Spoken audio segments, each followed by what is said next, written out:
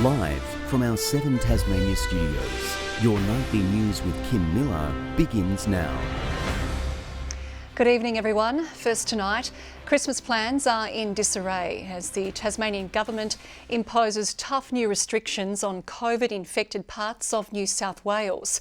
Health officials are scrambling to contain the spread of the virus, with cases climbing daily on Sydney's northern beaches and beyond.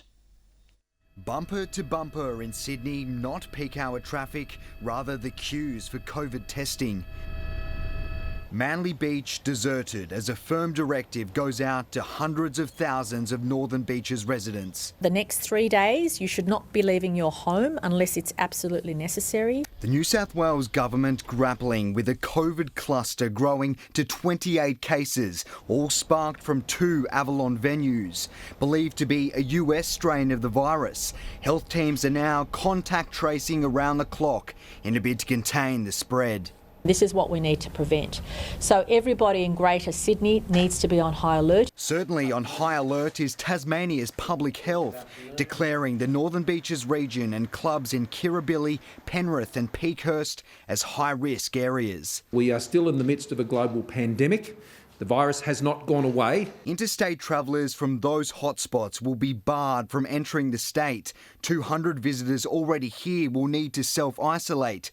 Returning Tasmanians will be allowed entry but will need to quarantine for 14 days. Going hard and going early is the best defence. The Premier says the rest of New South Wales is currently low risk. That could soon change. Now, I think it's reasonable to expect that we will probably see more cases in coming days. This week's shock developments in their home state giving Sydney-siders a good reason to escape.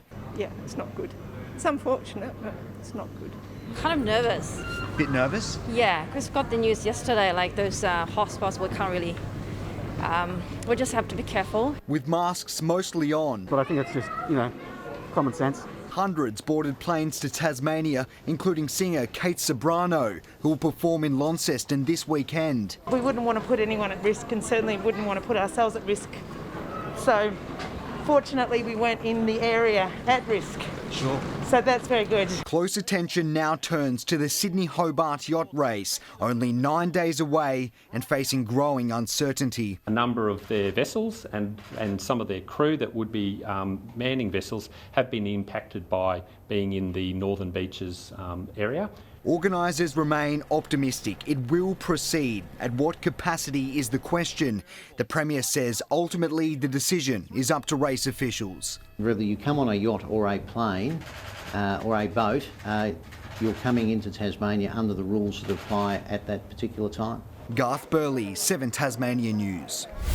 Tasmania's newest police officers are ready to hit the beat with the latest trainee class graduating. Today's event proving to be a family affair, with some graduates following in their parents' footsteps. Standing tall and standing proud.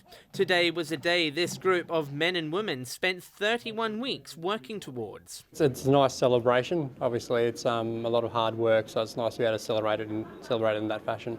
Family, friends, serving officers, even the governor welcomed more than 20 new constables into the force.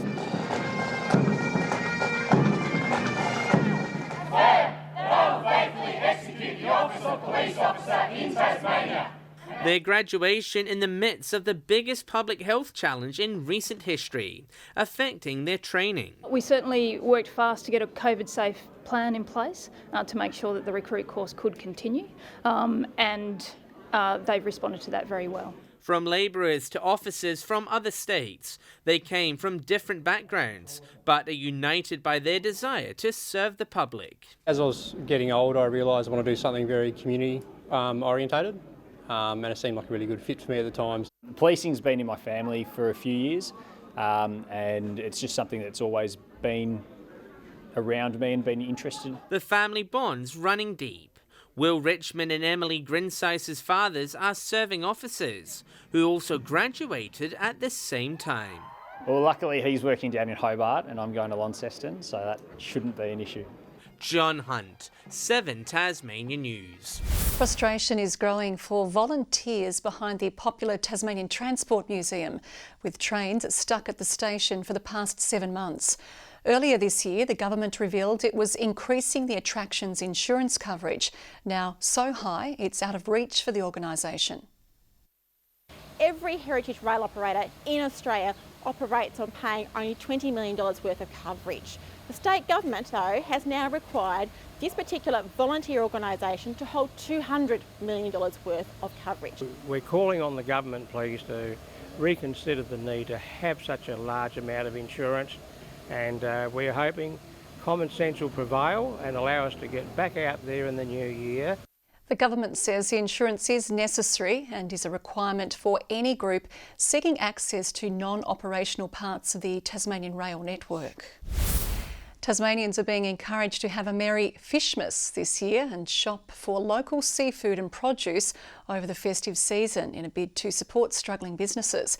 And it seems to be working, with many shops only just keeping up with high demand.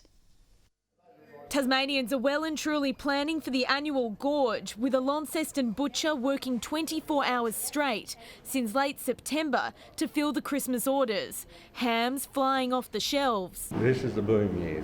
That's outstanding. The current, we're looking around the 400 to 500 mark. It's not just butchers that are being inundated, fishmongers also grilled. It's very busy. We're expecting Tasmanian orders for Christmas to be as high as ever and people to be really making the most of the cheaper prices, especially with crayfish this year. After a crippling year for many Tasmanian businesses, we're being urged to shop local and have a merry Fishmas. The seafood industry was one of the first and worst hit by the COVID pandemic. Of course, when planes stopped flying, 90% of our exports go in the bellies of passenger aircraft. We had no market. It provides thousands of jobs across the state, in direct and indirect jobs. But it's not just about the seafood industry, it's about supporting all local businesses this Christmas. Bakeries are also struggling to keep up with orders. Our puddings are really popular. The fruit mince tarts almost can't keep up with those. They just fly out the door. And the kids love the shortbreads, the Christmas shortbreads. And with a week until Christmas, it's best to shop early to avoid missing out. Elizabeth O'Neill, 7 Tasmania News. It's unusual for Australia to be headed for a white Christmas, but it was pretty close in parts of Launceston this afternoon. Hail fell in areas in the city, covering streets and backyards with a layer of ice, but it didn't last for long, with warm temperatures melting the fall. As Tasmania's boaties swarm to our waterways this summer, an expanded radio network could become a lifesaver. The Maritime radio now covers popular holiday hotspot, the Central Highlands, keeping almost the entire state connected in case of emergency. Behind this desk every day, a team of volunteers makes life-saving calls. So you're ready to receive, over? This is the headquarters of the Tas Maritime Radio, the network connecting around 1,200 people out on the water, a port of call if they're ever in distress. Not just the boating people in the lakes, but also trout fishermen fishing from the shore. They could get bitten by a snake, something like that. Radio is more often than not the only means of communication. And now it's covering even more of the state. The two-way VHF audio link expanding its coverage in the Central Highlands with a new base station near Brady's Lake. We had the first station up in the Highland Lakes and this is the second. So we've got about 85% of the area covered. So in the space of 3 years, we've gone from zero coverage to 85% coverage. Will we cover the whole lakes area? I don't know. I don't think we need to. The lakes that are not covered are not lakes where you'd be able to carry a boat into. The station beaming out a 24/7 weather watch, safety information and rescue coordination if there's ever an emergency. More important than ever as people flock to the holiday hotspot. And it comes with a simple warning from the water safety experts. Check the MAST website, check the weather and tell people where you're going and when you're coming back. And now with this service on the inland lakes, I'll be able to do that via marine radio. Romeo RG 999, Tas Maritime out. Michelle Wisby, 7 Tasmania News. One of Tasmania's most prominent entrepreneurs is today celebrating his 90th birthday with family and friends. Joseph Cromey is marking the milestone with a weekend of events at his winery. Joseph Cromey celebrating his 90th birthday the only way he knows how, toasting with his own drop. The winemaker, who is well known for his picturesque vineyard and mouth-watering wine, came from humble beginnings, fleeing war-torn Czechoslovakia in 1950, searching for a better life. I come here and not have one penny in pocket, not one rent and nothing. But the lucky goes up and up there. At just 19 years old, Joseph made the decision to flee to Austria, a dangerous and potentially deadly journey that only about 1 in 3 survived. The first step was crossing a border on foot. We go to the night time and miss and 2 friends with me here, but the soldiers, but Russian 2 friends. One of them shot in the leg, others I never see again here. But he wasn't out of danger yet, having to travel via train without anyone realising he was escaping. You got onto the train and you couldn't speak German, and so you put your ticket in the top pocket, hoping that the conductor would clip it, and he pretended to be asleep. A plan that didn't work. So he pretended to be deaf and dumb, so that he didn't have to speak, and the conductor clipped his ticket, and that was his, close call. Making it into the American-occupied zone of Austria, he had a choice of moving to the US, Canada, New Zealand or Australia. So as a young country, a lot of opportunity if you're working hard, And made Tasmania his home. Joseph, speaking little English, worked 2 jobs in Railton before working at a butcher in Penguin, an industry his father had also worked in. It was at dinner with colleagues that he met his wife, Ada. And was it love at first sight? Yeah, definitely. They went to a dance the next Saturday. He asked her out. Yeah. The couple married in 1954 and together they owned Continental Butchers in Burnie. Renaming it Blue Ribbon Meat Products, the business grew, employing more than 500 Tasmanians, the largest private employer in the state.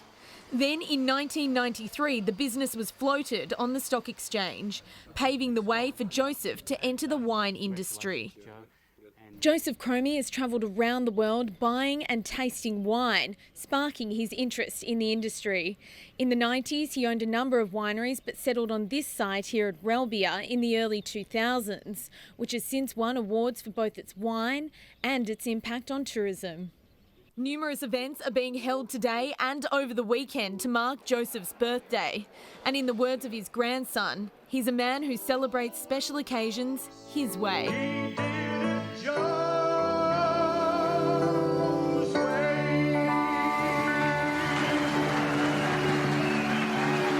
Elizabeth O'Neill, 7 Tasmania News. Artworks from some of Tasmania's most promising teenage creatives have been unveiled for the annual Artrage exhibition. In a year dominated by lockdowns and distance barriers, the curator at Launceston's QV Mag described this year's exhibition as having its own identity. Awarded the top prize was Isabella Hayes for her paintings reflecting her time in isolation. I think art for a lot of people is just being able to experience other people's point of views, and I think really that's what my work shows people. There are responses to COVID, there are responses to them being very brave. The display will be open until March. Hobart Hurricanes signing Chemo Paul says he's raring to take to the field for his new side. Last year's West Indian T20 Cricketer of the Year has been named in the squad, which will face the Melbourne Renegades tomorrow. The all-rounder already has a Tasmanian connection, playing under cricket great Ricky Ponting at the Delhi Capitals in the IPL. He helped me with some stuff, with my batting especially. And, I just want to make him proud whenever I get the chance, It's really a big opportunity. The match gets underway at 11:10 tomorrow morning at Blunston Arena. If you can't make it to the ground, you can see it here on 7 Tasmania. North Melbourne's pre-season match at North Hobart Oval could be a day for the debutants, with new coach David Noble saying he'll consider blooding young recruit Patrick Walker. In one of football's great ironies, Noble will not only make his AFL coaching debut at the ground, It's also where he made his playing debut for Fitzroy. When it comes to baptisms of fire, there was none hotter than David Nobles, who will never forget being thumped by 157 points at the hands of Hawthorn on his old stomping ground, the same place he'd won his second flag with North Hobart only 2 years earlier. I can distinctly remember my mum yelling and screaming from both the Bride Street stand and then the opposite side. So, yeah, my dad played there, played with my brother in a premiership there. And his upcoming coaching debut was also littered with connections. Noble played with Roo's rookie recruit Patrick Walker's dad, Warren, in one of those premierships, and he's open to giving Patrick a go when the pre-season clash comes to town. His running's been really good, he's kicking the ball really well, training well, and it's just going to take a while for those young guys to learn, a little bit about the caper. The match against the Crows will see AFL return to the famous venue for the first time in 20 years.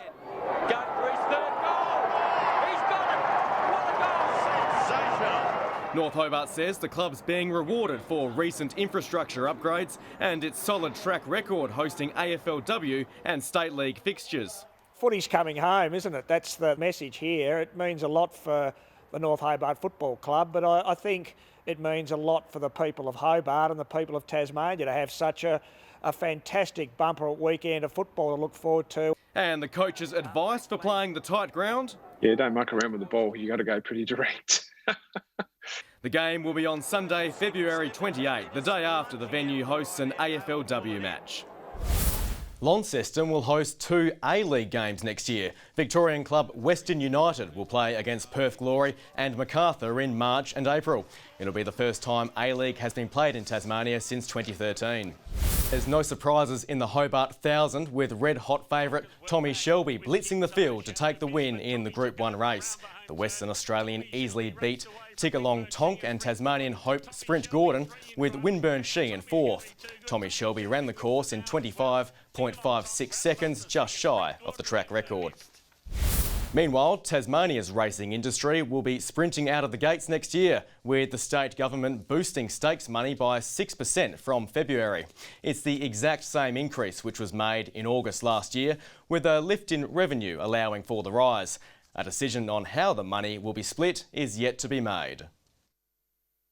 Some of the codes would look at increasing base stakes. Some of them will be looking at putting money into specific feature races to make them more attractive. More than $24 million will be on offer across the 3 codes, an increase of more than 18% since 2018. Jake Burt Whistle's made a giant leap towards the Tokyo Olympics. Triathlon Australia has nominated the Tasmanian for a place in its quota, meaning Burt Whistle will be going to Tokyo so long as Australia is allocated a quota for the Games. It means Burt Whistle can focus solely on preparing for the Olympics instead of pushing for selection. Fantastic. And not only is it Ricky Ponting's birthday tomorrow, it's also 25 years this month since he made his Test debut for Australia.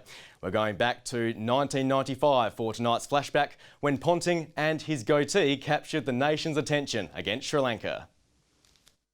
After warming up for Australia A, fielding balls from David Boone and a one-day century against Sri Lanka at the MCG, Mowbray's Ricky Ponting finally received the call-up to the Test team. That probably hasn't sunk in just yet. I mean, it's a fantastic feeling and I just can't wait for that Friday to come around. No wonder, batting at number 5 in Perth in front of a national audience, he announced his arrival in style. What a good moment. There's Mum, hands in the air, a wave of the bat to his mother. That's just a great moment in sport, no matter what sport it is. His first of 62 Test 50s, 41 of which would become centuries. Ponting's ability in the field would also shine. Got him. What a catch. A beauty. Ponting a square leg. It was a long hop.